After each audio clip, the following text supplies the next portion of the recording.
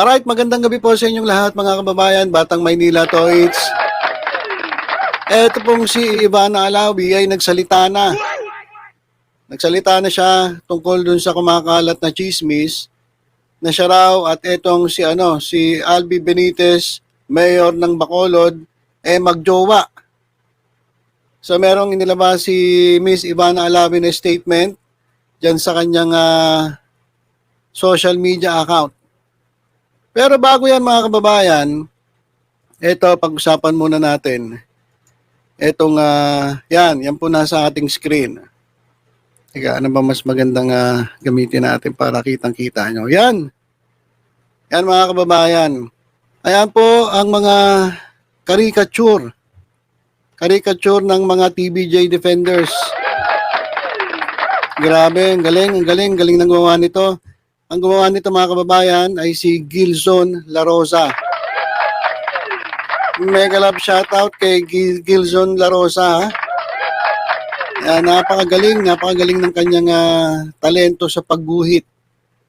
Ayan mga kababayan, ayan yung kasamahan natin sa pagtatanggol sa katotohanan, pagtatanggol sa Itbulaga at paglaban kasama ng Tito Vic and Joey.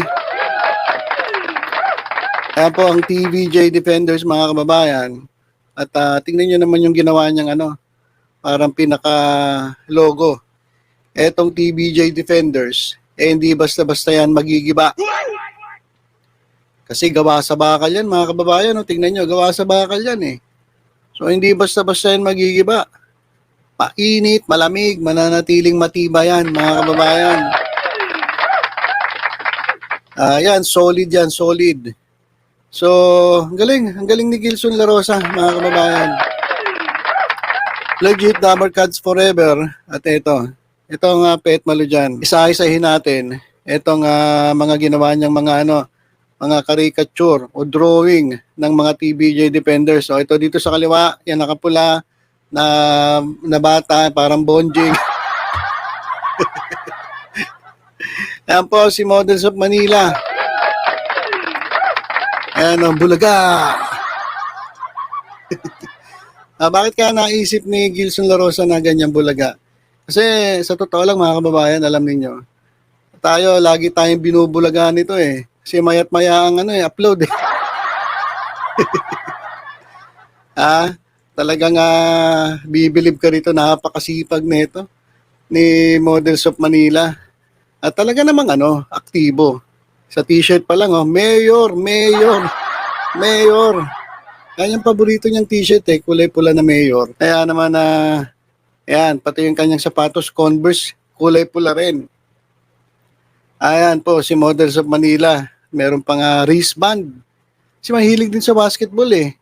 Ewan ko lang kung yung basketball may hilig sa kanya. Diba merong merong team to Models of Manila eh. So, yan mga kababayan, si Models of Manila. At dito naman sa bandang gitna, ayan talagang nakaganon po. Si Chris Ulo, mga kababayan. Chris Ulo. At kung mapapansin natin, ay nakapantulog. Bakit ba lagi nakapantulog to? Kasi lagi nananaginip to. Mahilig siya mag-predict ng mga bagay-bagay. At ayon sa kanyang kapangyarihan, mga kababayan, meron siya mga sinasabi na nagkakatotoo. Magkakatotoo ang sumpa at panaginip. Yan, kumbaga siya parang ang dating niya, psychic, mga kababayan. Kaya may letter C dito sa noo. Diba? Psychic. Diba CEO? Psychic. Kaya merong siyan, Chris Ulo. Kaya siguro Ulo, no? Kaya siguro naisip. Brad, ano ba dahilan bakit Chris Ulo? Sige nga, paliwanag mo nga, bakit Chris Ulo ang pangalan ng YouTube channel mo? Ano bang meron dyan? Talaga bang ikaw ay si psychic? Yan mga kababayan, Chris Ulo, palakpakan natin. At dito sa bandang kanan, Jake Magnus. Batas 45 ah. Ay mga kababayan, ibang klase yung dating ni Jake Magnus. Oh. Tingnan nyo ah. Huwag kayong basta-basta magbibiro dyan. Baka bigla na lang kayong bumulagta. May hawak siyang ano. Ang sabi dito, batas ng 45 pero yung hawak niyang baril 38. Hindi, Magnum eh. Di ba Magnum? Kaya nga Jake Magnus. Di ba? Jake Magnum. O ayan mga kababayan, sa astig yung dating. Tapos naka-jacket na jersey. Simple, kumbaga simpleng assassin. Ayan. Ayan si Jake Magnus mga kababayan. Simpleng assassin. Eto pa, tingnan na rin natin to. Yan mga kababayan, etong nandito sa bandang kaliwa, si Batang Maynila to, ayan tingnan nyo naman, parang FPJ lang. Akin ang Maynila, sa'yo ang Batangas, erap. Ayan, Batang Maynila di ba? Sa'yo ang Batangas, erap. Taga Batangas ba si erap? Wala, si erap, taga San Juan Tapos, nung lumipat sa Maynila, tumakbong mayor ng Maynila. Nung natalo, bumalik sa San Juan, gusto tumakbong mayor ng San Juan. Talaga mga politiko, walang walang sawa, no? Tapos sa Maynila, gusto lumipat, tatakbo na naman doon. Pag natalo, lilipat na naman, kukuha ng bahay doon, titira doon ng mga ilang taon, tatakbo na naman. Kaya, pero hindi taga Batangas si Erap. Taga Batangas ba si Erap? Hindi taga Batangas si Erap. Di ko lang alam Alam ko taga San Juan to So, yan. Batang Maynila to, And by the way, kay Jake Magnus, request ko sana kay Gilson La Rosa sa gumuhit nito. Alam ko mga taga Batangas, mga alae yan, matatapang yan dapat lagyan mo rito sa kabila ng balisong. Kasi mga Batanggenya may mga balisong yan. Di ba? So ito naman, Jay Guevara. Ano ba ang bit-bit nito? Wala, bit-bit niya lang yung sarili niya.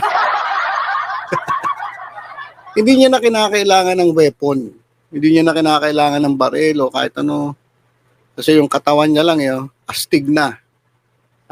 Tingnan niyo naman TBJ, may tattoo pa siyang TBJ Pet Malu TBJ yung tattoo niya sa dibdib. Tapos sa braso, may tattoo rin siyang Hello Kitty. Ano ba yan? Astig na yung dating TBJ Tapos dun sa braso, Hello Kitty. Jay Guevara, magpatato ka ng Hello Kitty May tattoo ba siyang Hello Kitty? Hindi ko alam Jay Guevara, pakita mo nga yung tattoo mong Hello Kitty. Tapos ito naman, si Tita Missy. Mga kababayan, ayos yung pormahan, talagang hip-hop na hip-hop. Ito si Tita Missy, kalog din yan. Talagang nang nandun kami sa Hard Rock Cafe, siya yung nagsasayaw doon. Pinapasayaw kami, ayaw namin sumayaw. So sinalo kami ni Tita Missy, siya yung nagwala doon sa harap ng stage. Ayan mga kababayan, Tita Missy, naka-jacket, naka-sporty. Sporty ang dating. Ito naman si X-Crew, dito sa kabila. Ayan. X-Crew. Ayan. Ano ba yung tsura? X-Crew. Ayan, tingnan mo naman yung salamin niya, yung shades niya na umaapoy mga kababayan. Mukhang astig mukhang astig. X-Crew. Ito yung di ba? Yung nag-compose ng TBJ. Di ba? Tama ba ako? Yung pinapatugtog nila Chris Ulo dun sa sa kanilang opening kapag sila yung nagla-live. Si X-Crew ba ang nag-compose nun? Sana susunod isama na kami X-Crew, baka namin.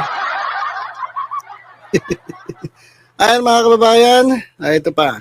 Si Boy Sardinas. Parang Papay. Ba't Papay? Ba't Papay? Papay ba favorite mo, Boy Sardinas? Cartoon character Papay. Papay ang dating, ya. Kapag hindi ka nakakain ng sardinas, mahina ka. Parang gano'n, di ba? Tapos pag nakakain ng sardinas, ayan, nagiging Papay, mga kababayan. Nagiging matapang, nagiging superhero. Yung parang spinach niya, yung sardinas. Ayan, mga kababayan. Tapos sa gitna, Real Talk Chicago. Astig, merong may hawak na ano ba yan? Axe, palakol. Tapos nakapang superhero na damit. Tapos ang laki ng muscle, oh. Real Talk, ayan ang Real Talk. Di ba? Kasi sa totoo lang, dapat Real Talk tayo lagi. Hindi tayo nag-iimbento ng kwento. Kung ano yung dapat nating sabihin natin. Hindi yung itatago mo yung nararamdaman mo. Hindi, Real Talk lang dapat, di ba? Real Talk Chicago. Spencer Lacalle. Ayan, nandito sa bandang kanan. Mahilig ba sa motor si Spencer Lacalle? Pero nakikita ko nagla-live yan, hindi naman yan nakamotor. Alam ko nasa sasakyan yan eh. Kaya hindi na kasi kasya sa drawing yung kotse. Kaya motor na lang. Total, ganun din naman eh. Yung motor nasa kalye din. Di ba? So yan, mga kababayan. Kompleto na ba? Ayan ang teka, punta muna natin yung mga babae. Ayan. Nets PH. Ano, karatista. Yari kayo. Karatista pala si Nets PH. At dito sa bandang kanan, Queen Magnus. Karatista pala tong mga to. At dito sa gitna, Durs TV. Si Durs TV naman, kasi ayaw mo kasi magpakita. Durs TV, pakita mo yung yung mukha mo. Doon nga sa group chat, dapat alam ko, kinakausap nila si Durs TV na ipakita yung mukha. Di sana kung pinakita mo mukha mo, nandyan. So, wala, TV lang talaga. TV lang talaga yung mukha mo dyan kasi ayaw mo ipakita yung picture mo. Susunod, Durs TV, pakita mo yung mukha mo para para naman na hindi na TV yung nasa ulo mo. Yan, mga kababayan. Yan po ang TBJ Defenders. Alright. So ito na, pag-usapan na natin si Ivana Alawi. Nagsalita na itong si Ivana Alawi dyan sa kanyang social media account. Sabi ni Ivana Alawi, dilibanag niya itong mga kumakalat at chismis tungkol sa kanya. Kaya ito, basahin natin yung kanyang pahayag. There are posts and issues involving my name. I tried to stay quiet at dumedma na lang dahil sa paniniwala ko na hindi ako dapat magsalita lalo kapag alam ko na wala akong ginagawang masama. But because of the false accusations and hurtful words that are being thrown to my mom and Mona, kinakailangan ko nang linawin ang mga bagay. This will be the first and the last time na magsasalita ako tungkol dito. Okay, so ito na mga kababayan.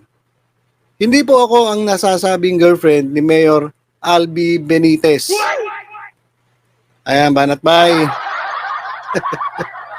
Doon sa mga nagkakalat ng chismis na na jowa daw ni Ivana Alawi si Mayor Albi Benitez ng Bacolod. Eto, makinig kayo, makinig.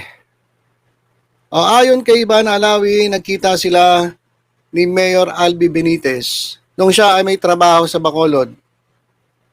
At ayon kay Ivana Alawi, etong si Mayor Albi Benitez ay napaka-accommodating and friendly. At hindi lang siya ang politikong nakilala ko at naging kaibigan. So, hindi lang naman pala siya. Marami. Marami siyang nakilala at mga naging kaibigang politiko. I am currently seeing someone who makes me happy. So, meron daw siyang kinakatagpo o nasabi niya kinikita o dinidate na nakakapagbigay sa kanya ng kaligayahan. All I can say is that he is a respectable businessman and not a politician. So ang kanyang jowa na nakapagbigay sa kanya ng kaligayahan ay isang respectable businessman. Hindi po politiko. Parang lumalabas yung politiko, hindi respectable. Diba? Sabi ni Ivana Alawi, yung jowa ko, respectable businessman, negosyante. Karespe-respetong negosyante, hindi politiko. So, ibig sabihin, yung mga politiko, hindi respectable. Diba? Pwede mo naman sabihin na businessman yung jowa ko, hindi politician. Sabi ni Ivana, respectable businessman ang jowa ko. Isang karespe-respetong negosyante, hindi politiko. So parang yun nga, parang sinabi niyo tuloy, itong mga politiko hindi karespe-respeto. Sana this helps clear my name and clarify all rumors. Maraming salamat. Tapos mayroong heart. Ay mga kababayan, yung binitawang statement ni Ivana Alawi. Maliwanag pa sa sikat ng araw. Ayon mismo sa dalaga, dito sa vlogger, ay hindi niya raw jowa si Mayor Benitez. At ang kanyang jowa ay isang respectable businessman. Hindi katulad ng mga politiko na hindi respectable. So, yun lang mga kababayan. Tutok-tutok lang sa Batang Maynila to sa iba pang updates. Ingat po tayong lahat. God bless.